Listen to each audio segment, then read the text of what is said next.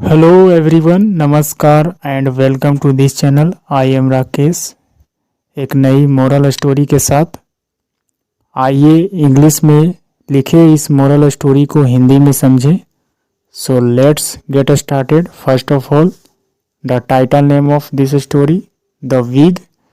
It means एक नकली बालों से बना एक टोपी। विग का मतलब नकली बाल कह सकते हैं। So let's move on the first paragraph. Once upon a time, एक समय की बात है। There was a minister in a kingdom, कहा जा रहा है एक समय की बात है, एक मंत्री था। मिनिस्टर एक मंत्री था। in a kingdom, it means एक राज्य में एक मंत्री था।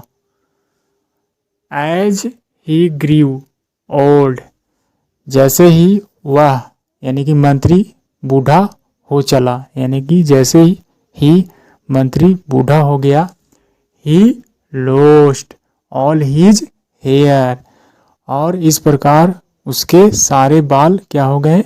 झड़ गए। इट मीन्स सारे बाल खो चुके यानी कि गिर गए।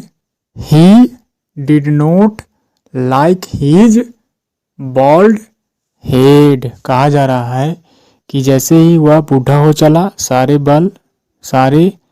बाल जो है से गिर गए थे, और इसके वजह से he did not like, उसे पसंद नहीं था। his bald head यानी कि अपने गंजा सिर, यानी bald का मतलब गंजा, यानी कि सारे बाल झड़ गए थे, इसीलिए वह गंजा हो गया था। He did not like, उसे पसंद नहीं था अपने गंजे सिर। He felt quite embarrassed to go out, और इस प्रकार उसे महसूस हुआ, यानी कि फील का सेकंड फॉर्म फेल्ट, इस प्रकार उसे महसूस हुआ। क्वाइट काफ़ी, एम्बैरेस्ड यानी कि काफ़ी शर्मिंदगी महसूस हुआ। टू गो आउट बाहर जाने में उसे शर्मिंदगी महसूस होती थी, इस तरह से कह सकते हैं। सो इसलिए टू अवॉइड एनी एम्बैरेसमेंट, कहा जा रहा है इसलिए अवॉइड यानी कि हटाने के लिए। टू अवॉइड इट मीन्स त्यागना, टालना, यानी कि इस तरह के जो महसूस हो रहा था शर्मिंदगी, उसको हटाने के लिए any embarrassment, he went to the market and bought a wig to cover his head, कहा जा रहा है कि सो इसलिए टू अवॉइड यानी कि अपनी शर्मिंदगी को हटाने के लिए उसने क्या किया? he went वह गया, to the market बाजार में गया, and और बाउट और खरीदा, क्या खरीदा? A wig to cover his head, उसने एक नकली बाल वाला टोपी खरीदा। टू कवर ढकने के लिए, हिज हेड अपने सिर को ढकने के लिए एक नकली बाल का बना एक टोपी खरीदा। He chose a wig with thick black hair, कहा जा रहा है कि उसने जो एक नकली बालों वाला टोपी खरीदा, उसमें क्या था? विद थिक ब्लैक यानी कि मोटे काले रंग का बाल जुड़ा हुआ था। ही लाइक्ड उसने पसंद किया, द विग उसी नकली बालों वाले टोपी को पसंद किया। अलॉट बहुत ज़्यादा, अलॉट यानी कि बहुत ज़्यादा उस टोपी को पसंद किया। Next, he would often look at himself in the mirror and say, कहा जा रहा है कि वह अक्सर देखा करता था, यानी कि लुक देखता था, at himself खुद को, in the mirror यानी कि आईने में, दर्पण में खुद को देखा करता था, and और कहता था, say क्या कहता था? how handsome I look with the wig, कहा जा रहा है कि कितना मैं सुंदर दिखता हूँ, I look with the wig, यानी कि इस नकली बालों वाले टोपी के साथ मैं कितना सुंदर दिखता हूँ। वन डे, एक दिन, he went sailing with his friends, एक दिन क्या हुआ, वह गया, क्या करने गया, नौकायान यानी कि जल यात्रा के लिए वह गया। सेलिंग इट मीन्स जल यात्रा करना। It was a very windy day, it was a very windy day, it means उस दिन क्या था, कैसा मौसम था, बहुत ही हवादार दिन था, यानी कि बहुत ही तेज हवा चल रही थी।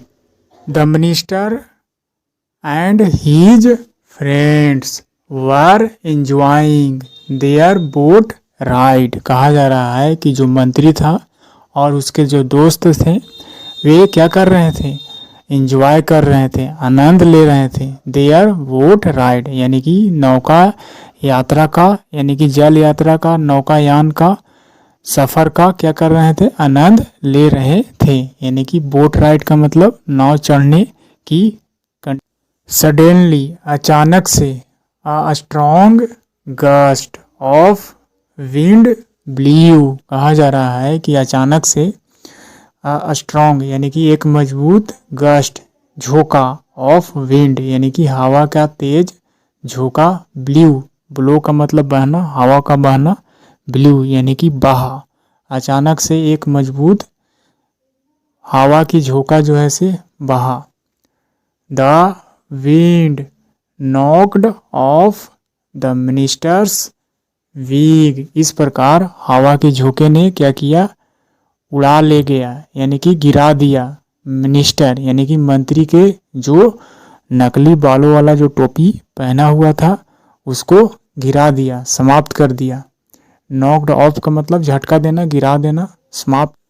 When his friends saw him without the wig, जब उसके दोस्तों ने देखा उसे यानी कि मंत्री को विदाउट के बिना, द विग यानी कि बिना टोपी, यानी कि सिर पर जो नकली बालों वाला टोपी जो था पहले से वह जो ऐसे नहीं रहा, उसको देखकर दोस्तों ने क्या प्रतिक्रिया किया, they could not control their laughter, कहा जा रहा है कि वे जो दोस्त थे मंत्री के साथ जितने भी दोस्त थे वे लोग क्या किए, कुड नॉट कंट्रोल वह नियंत्रण नहीं कर सके, देयर लाफ्टर अपने हंसी को नहीं रोक पाए, ऐसा कहने का मतलब है।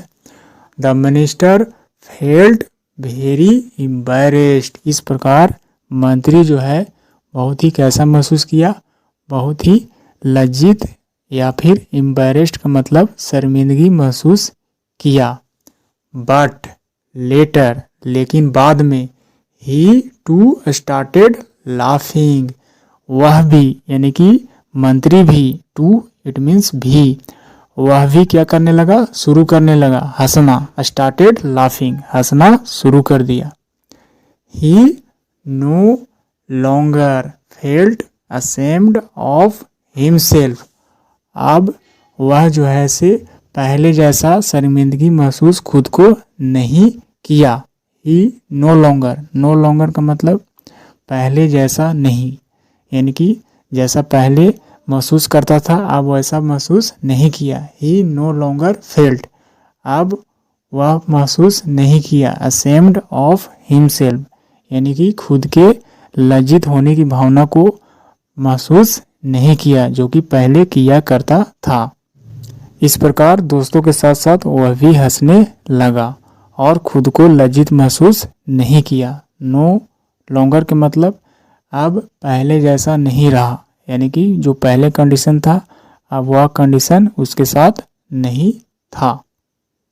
So this is the story I finished and what is the moral of this story? The moral, one should accept oneself without being ashamed। कहा जा रहा है कि किसी को भी, वन किसी भी व्यक्ति के लिए वन का इस्तेमाल करते हैं, किसी को भी चाहिए, एक्सेप्ट स्वीकार करना चाहिए, वन सेल्फ खुद को ही, विदाउट के बिना, बीइंग असेम्ड यानी कि बिना किसी शर्म के खुद को एक्सेप्ट करना चाहिए। This is the Hindi meaning. किसी को भी, इंसान को भी, किसी इंसान को खुद को स्वीकार करना चाहिए बिना किसी शर्मिंदगी के, बिना किसी लज्जित हुए खुद को स्वीकार करना चाहिए। इस प्रकार कह सकते हैं कि कोई भी इंसान जिस हरकत से होकर गुजरता है उसे खुद को स्वीकार करना चाहिए, बजाय कि किसी के हंसी के पात्र बने।